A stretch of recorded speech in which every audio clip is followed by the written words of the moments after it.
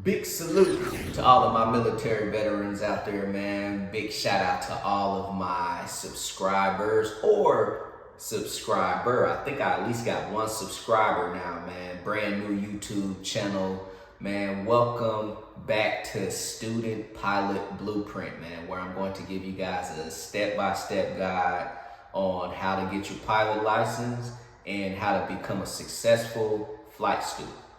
So today's video, man, we're going to cover aircraft accident analysis number 1, and we're going to be talking about a Piper PA-28, and this accident happened in Indian Trail, North Carolina, man. So let's get off into it. A small aircraft that had just taken off from Goose Creek Airport crashing into their pasture across the street. All we heard was a boom when it hit.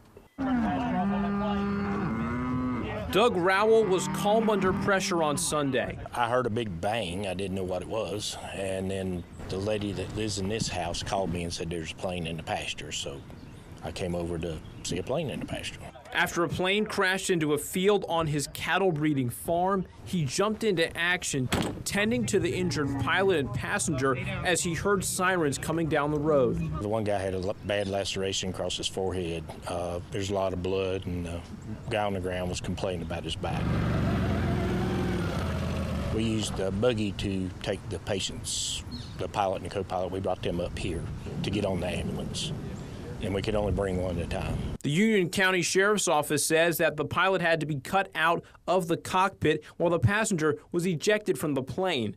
Both were taken to the hospital, and there's no word on their conditions or identities as of news time. We don't know during what stage of the flight that the plane crashed, the direction the plane was coming from, what led up to the crash, or the experience level of the pilot and passenger. Man, I'm glad to see the pilot and the passenger was able to at least make it to the hospital. Hopefully they have a speedy recovery.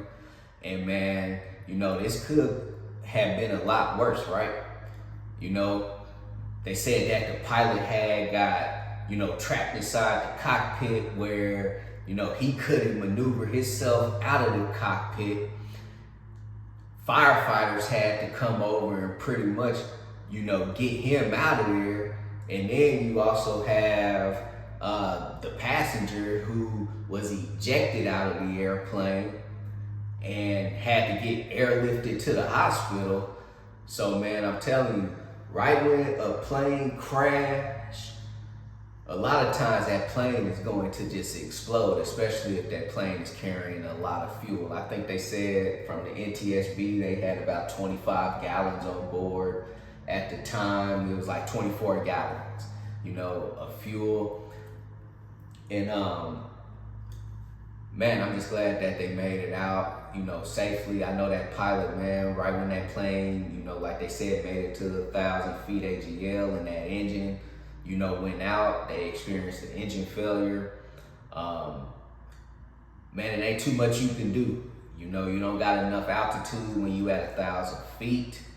And man, I'm telling y'all, I'm glad that I haven't experienced anything, where, I had to run through the checklist, but at 1,000 feet, you're not gonna have time to be running through any checklists.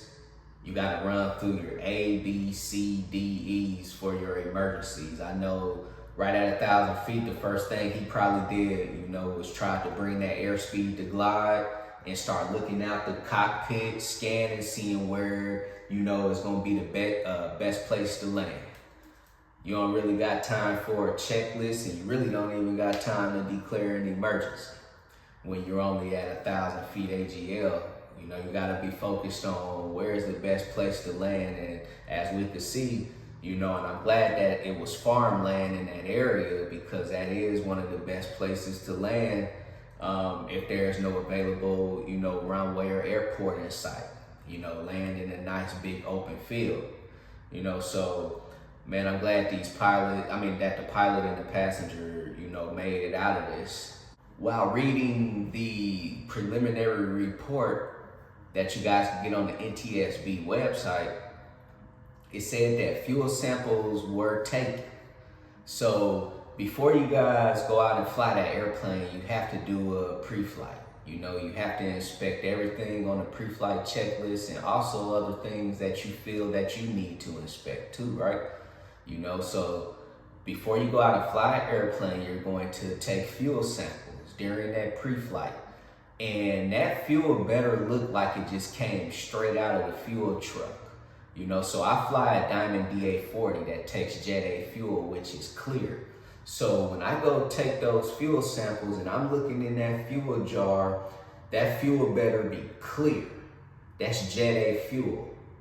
If it has water in it, water is a little bit heavier than the fuel, so the water will kind of sink to the bottom and you could tell if there's water in that fuel. Or when you're looking at it, and in the military, we used to like to kind of twirl it around a little bit to see if any sediments will start falling down to the bottom of the jar.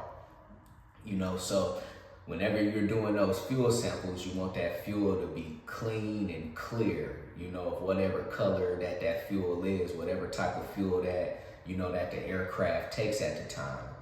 You know, so as we can see, this engine failed at about 1,000 feet AGL. Right now, there's an ongoing investigation. You know, we don't know why that engine failed, but that engine failed at 1,000 feet AGL, and that pilot had to hurry up and find a place, you know, to perform an emergency landing, right? And like I'm telling you guys out there, man, I'm just glad that this plane didn't catch on fire when it landed.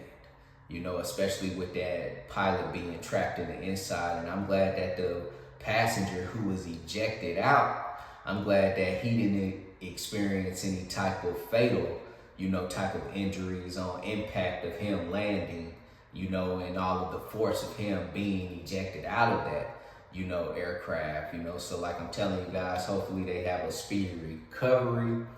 And this is just basically the first video right here. And once, you know, they perform and conduct a full investigation on why that engine failed, that's going to be, you know, another video, you know, for you guys out here, man. So, man, if you guys have any questions about becoming a pilot, you guys can send me an email at studentpilotblueprint@gmail.com.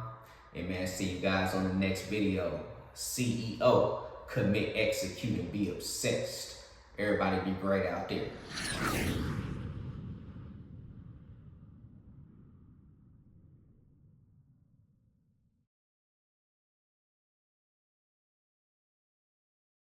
Jet speed 805, runway 7 full length, line up away, traffic 4 mile final citation.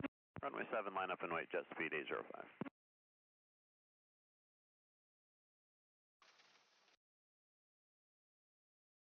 Seven 6 Papa Alpha, no delay, Alpha 5, ground point 4.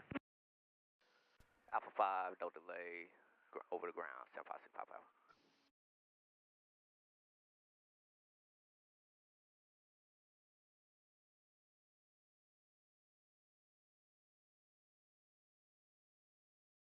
Jet speed 805, no delay, flight nights 2, runway 7 full length, you're clear for takeoff.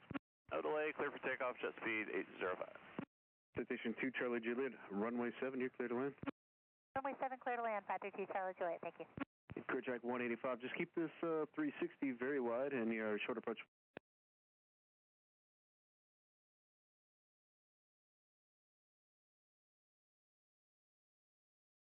Executive ground, Diamond 756 Papa Alpha is at Alpha 5, requesting taxi back to Titan. Diamond 756 Papa Alpha, Orlando exit ground, taxi to parking via Bravo. Via Bravo, 756 Papa Alpha.